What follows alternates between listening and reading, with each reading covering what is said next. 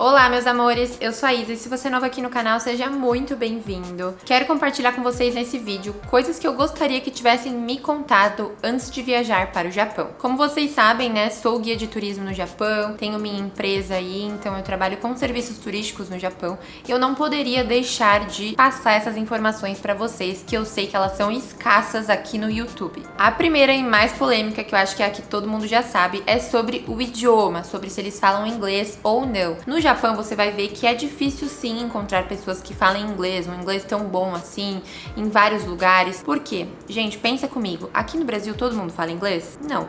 E no Japão é a mesma coisa, eles não são obrigados a falar inglês. Porém, eu concordo também que é um país que recebe muito turista, então o Japão, dependendo da época do ano, tem um turismo em massa. Então sim, muitos funcionários de, por exemplo, hotéis e locais turísticos deveriam falar mais inglês. Não que não existam funcionários que não falem inglês, não é isso. Mas a questão é que, assim, poderiam ter mais que falassem, entendeu? Mais quantidade de funcionários trabalhando num determinado estabelecimento que fale inglês. Então, assim, você indo pro Japão, você irá encontrar esse desafio, essa dificuldade aí do idioma. Porém, fique tranquilo que, por exemplo, nas estações de trens e metrôs, as de Shinkansen, que é o trem-bala, você vai encontrar as placas todas em inglês, né? A gente diria que no alfabeto romano aí. Então, vocês conseguem ler, né? Fica muito mais fácil. Você não precisa nem falar inglês se você não tiver essa oportunidade de falar inglês. Mas você consegue sim ler o que tá escrito nas placas. Por quê? Porque tá em romano, tá? Se você for num hotel mais renomado, um hotel de rede americana, por exemplo, como o Hilton, você vai conseguir sim falar com funcionários que falem inglês. Muitas vezes nesses hotéis tem funcionários estrangeiros, né? Então de outros países, não necessariamente brasileiro, mas que falem inglês. Ou então, óbvio, funcionários japoneses que falem um inglês um pouco melhor ou mais fluente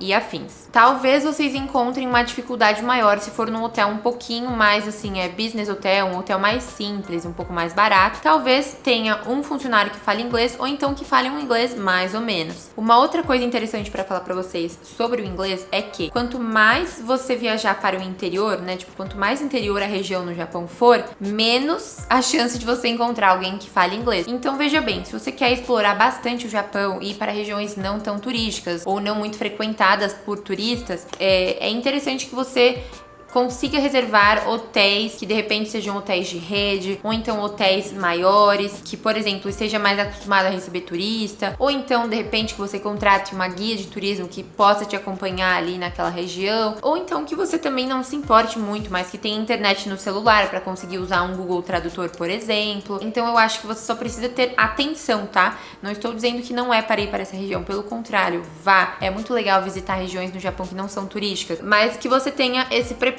aí, de repente um roteiro, que você tenha tudo detalhado que você deve fazer, pesquisas no Google, falar com guia, enfim, eu acho que essas são dicas imprescindíveis. A segunda coisa, ligando aí um pouquinho do idioma, é que os japoneses para turistas, eles são extremamente gentis e solícitos. Se tem uma coisa boa que o Japão não, né? Se tem uma coisa boa que o japonês faz, que eles são bons, é ao atendimento ao cliente. Então vocês verão que eles são muito solícitos, eles vão te ajudar mesmo. Então você vai estar no restaurante, precisa de uma ajuda, a pessoa vai te ajudar, ela vai fazer de tudo pra você entender aquilo, né? Se o problema for a falha ali na comunicação. Se você estiver numa estação perdido, gente, já tive diversos clientes que já estiveram perdidos na estação e uma pessoa simplesmente, tipo, qualquer, uma pessoa que tava no dia a dia dela pegando o trem, ela simplesmente parou o que ela tava fazendo e foi ajudar essa pessoa, né? Porque ela estava com dificuldade na hora de pegar o transporte público ali. Então vocês verão que eles são solícitos sim. Se você estiver comprando roupa, a pessoa vai fazer de tudo pra te ajudar e fazer com que você entenda o que ela tá tentando ali te passar ou te informar. Então eu acho que assim, ligando aí, o que eu quero passar pra vocês é que se você não fala inglês, ou se você não encontrar funcionários que falem muito bem inglês, não fique com medo, não precisa ter medo, porque eles são sim solícitos, eles vão fazer de tudo pra você entender o que tá sendo passado. E outra coisa, usa essa belezinha aqui que a gente pode usar ao nosso favor, que é usando o Google Tradutor. Eu sempre falo, bato na tecla, é muito óbvio, mas às vezes pode não parecer tão óbvio assim. assim. No Google,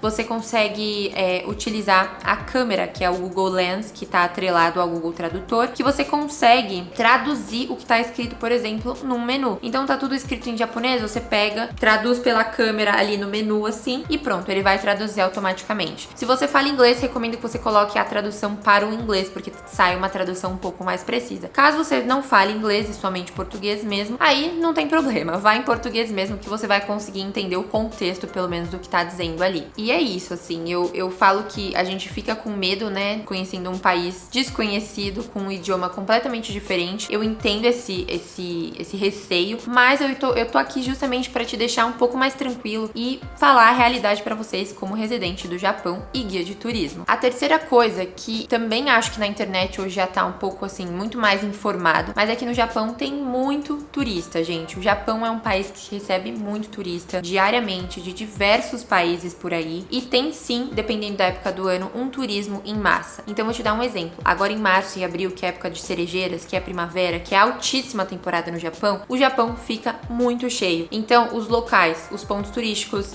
restaurantes, shoppings, tudo fica muito movimentado. Fora que o Japão é um país extremamente populoso. Então assim, se você for ver os dados aí do país em si, né, de população, tem muita gente. Então, além de ter a população do Japão, tem os turistas. Então imagine só, fica tudo muito cheio. E as cerejeiras, elas são procuradas por turistas, mas também pelos japoneses. Por mais que a gente tenha acesso ali de ver todo ano as cerejeiras em várias regiões do Japão, muita gente vai até os locais para poder ver e visitar, porque é realmente uma coisa tão bonita, tão de outro mundo, que você quer ver mesmo que você já tenha visto, porque realmente é muito incrível. Então, a minha dica é que se você vai viajar para o Japão, tenha em mente que vai ser um turismo cheio, vai ser cheio, não vai ser vazio, tá? Imagina Europa no verão, mesma coisa, no Japão é cheio igual. Orlando é cheio, mesma coisa no Japão, tá?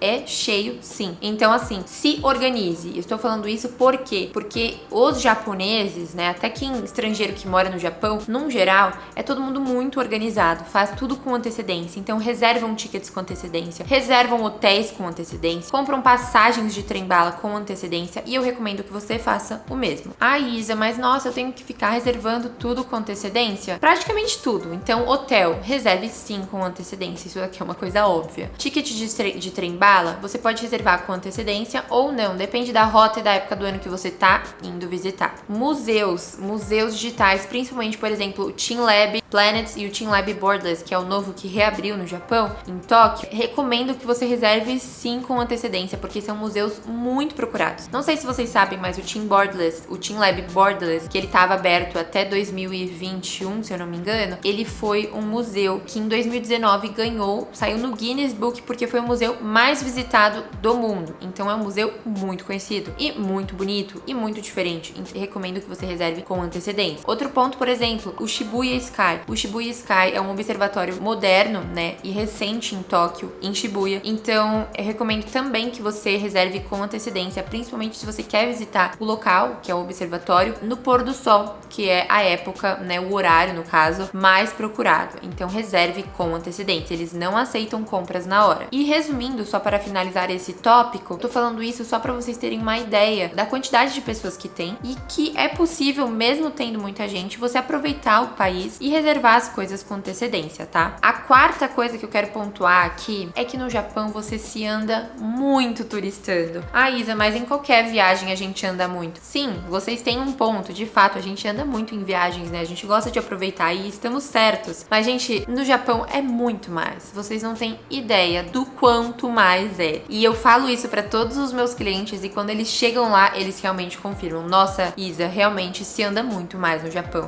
Pra mim, por exemplo, não é um problema. Então, eu só queria dar esse toque de que no Japão você vai andar mais do que você anda em outro destino. A última coisa que eu quero pontuar aqui, que acho que é uma das maiores dúvidas das pessoas, é sobre o JR Rail Pass. Pra quem não sabe, o JR Rail Pass é um passe criado pela maior companhia ferroviária do Japão, que é a JR, que é a Japan Rail. Rail. Esse passe ele foi desenvolvido para turistas, ou seja, é de uso exclusivo de turistas. Então você precisa comprovar que é turista, que tem ali o visto de turismo, para poder ter esse passe. Vocês verão que na compra desse passe, se você comprar através de alguma agência aqui no Brasil ou através de site, que no caso é o que eu recomendo, você vai precisar colocar informações como nome completo e número do passaporte. Essas duas informações eu recomendo que você preste atenção na hora de preencher. Por quê? Porque se ela estiver errada, eles não vão te dar o passe. Então, só presta atenção na hora de comprar. Voltando ao que é, né, a definição aí do passe, esse passe ele foi feito para facilitar a locomoção entre províncias no Japão. Então, fazendo com que seja mais acessível financeiramente falando. Porém, em outubro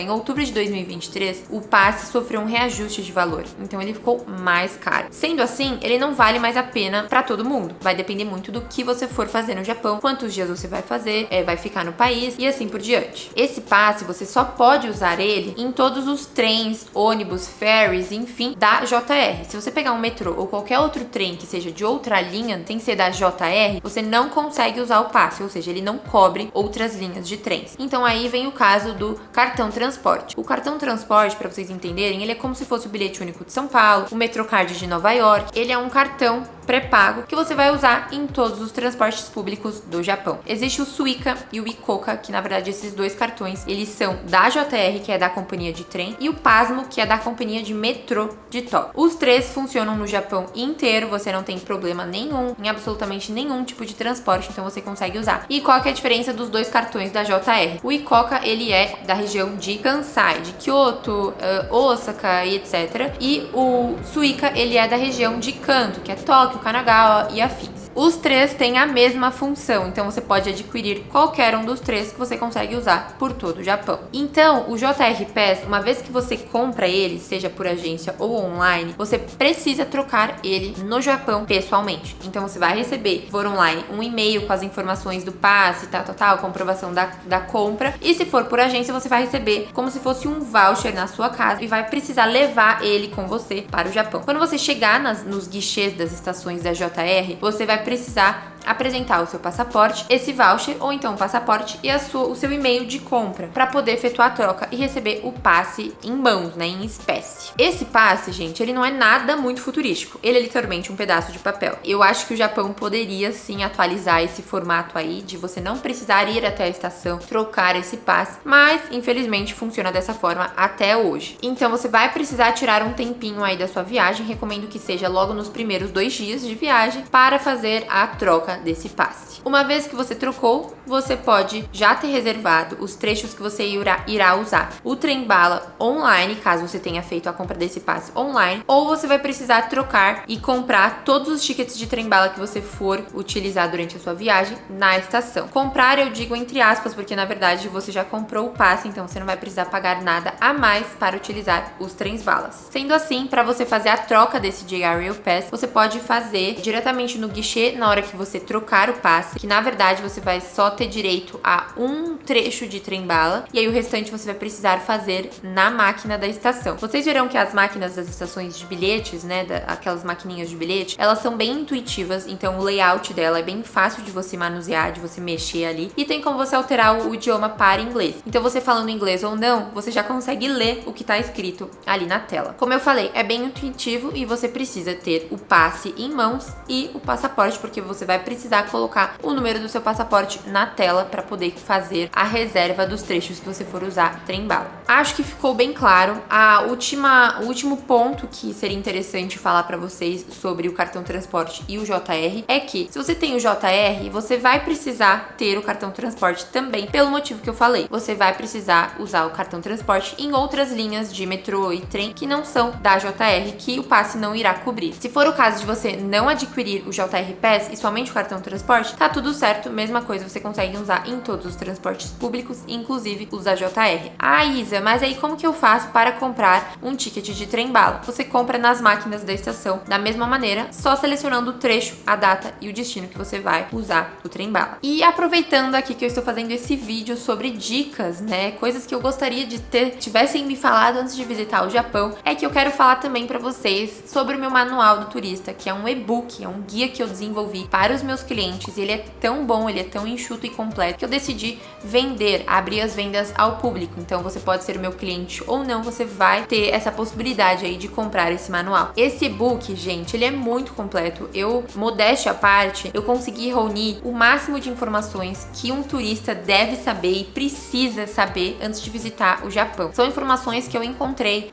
fazendo pesquisas em japonês e em inglês e que são informações que a gente não acha com facilidade em português. Então você não precisa ficar procurando Instagram por Instagram, lendo blog, fazendo pesquisa em inglês, porque nesse manual tem tudo nele, assim. Então você vai encontrar o que fazer em caso de desastres naturais, como trocar o seu JR Pass, como comprar o seu JR Pass, como pegar transporte público no Japão, quais são as opções de transporte quando você chega no aeroporto de Narita e de Haneda, e também o de Kansai, que fica, que pra quem não sabe, é o aeroporto em Osaka. É menos procurado, mas ainda tem gente que faz essa rota também. Como você adquirir os 3 cartões de transportes que eu falei pra vocês. No guia também eu dou dicas de frases em japonês, vocabulário, então como você fala água, carne, cerveja, refrigerante, tudo isso e muito mais. Eu vou deixar o link desse manual aqui na descrição do vídeo, então se vocês tiverem interesse, é só clicar nesse link que vocês vão ser direcionados para a página do manual e poder ver também um pouquinho dele, né, visualmente falando. Então, se você comprar esse manual e ele não solucionar todas as suas dúvidas, você me conta, tá? Porque ele realmente vai solucionar. É isso, gente. Eu vou trazer cada vez mais informações sobre turismo e sobre viagens aqui no canal, porque é uma coisa que eu gosto muito, né? E sempre foi o meu foco. E eu espero que vocês tenham gostado desse vídeo.